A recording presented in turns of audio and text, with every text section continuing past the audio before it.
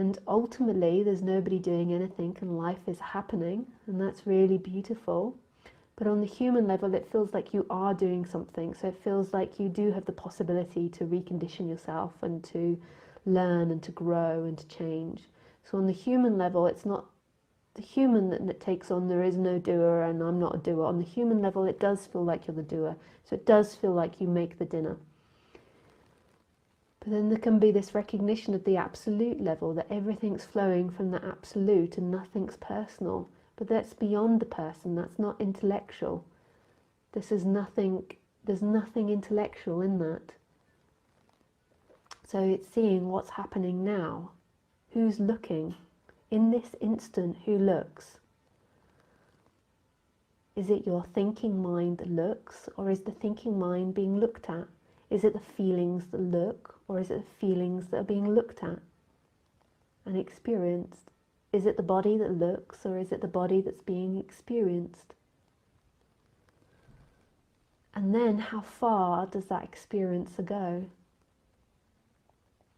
That empty looking, that silent, still looking that's here and present. How far does it go?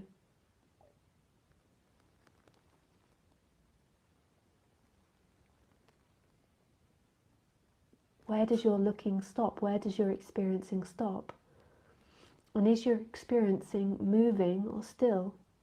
Or is it in contradiction? It's movement and stillness. So does your looking stop here or here? Or does your experiencing stop in all things? So are all things inside or outside of your experience?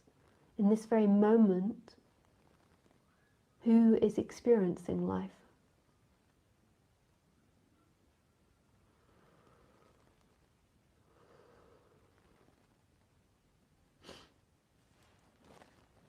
This is love. Love is not found in reconditioning yourself. Reconditioning yourself is about pleasure and pain. Love is only found in this moment, in this instant. And it's love. We often find love, what I'm defining as love, in things we enjoy, because in those moments when we're enjoying something, we totally forget about ourselves. And then our mind compartmentalizes that and says, it's that thing that gave us love. That thing gave you pleasure and enjoyment. And what it also gave was a collapse of you. You began to stop seeing yourself as the experiencer, and then there was just experiencing happening.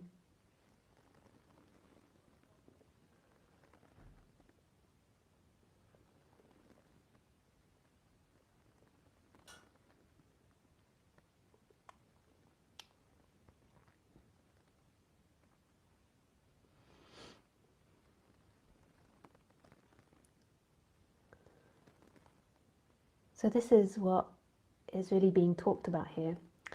But this has to be, there's to be a carefulness in talking about this, because taking that on board psychologically isn't beneficial to you. Psychologically, you need to be human.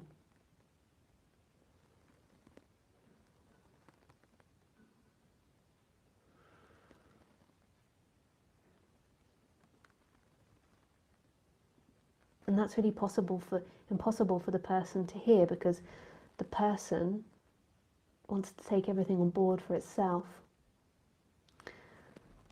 And what you need to be on the human level is the best version of yourself. And what that means on the human level, to be the best version of yourself, is to be as authentically you as you can be. And what I mean by as authentically you is to understand yourself and to act out of the least amount of complexities. So, if somebody is wanting to go to dinner with you, and really insistent that you have to go to dinner, and you really feel like you don't want to, but you feel this guilt and all these other complicated feelings, you try to go back to the most simple feeling there is,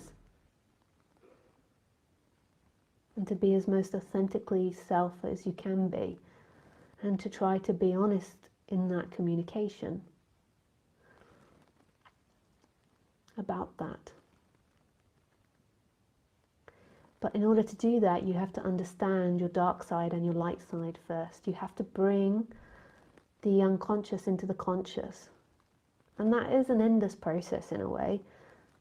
Like, you can always learn more about yourself, but most of the time when people come into this, they're totally unconscious of themselves on the human level. And this isn't about not feeling feelings. This is about embracing feelings. So embracing all the feelings, the dark and the light. And not pretending you're just good, that you're just victim, that you're just light. But being honest with all of it. That you too get jealous, that you too get angry, that you too feel guilty. Not all people feel guilt. People that are more on the narcissistic spectrum don't feel guilt. That's totally okay. You're not bad if you're narcissistic, although people need to be more cautious of you.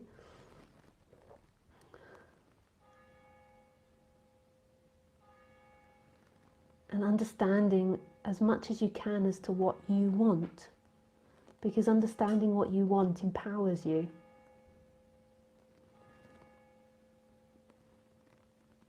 And this isn't about always getting what you want. Although the more you do this, more than likely the more you will get what you want. The more you're in rejection of life, more than likely the more you'll get less of what you want. But a lot of the time when I start working with people, people aren't even aware of what they want. So it's a process on the human level of getting to know yourself.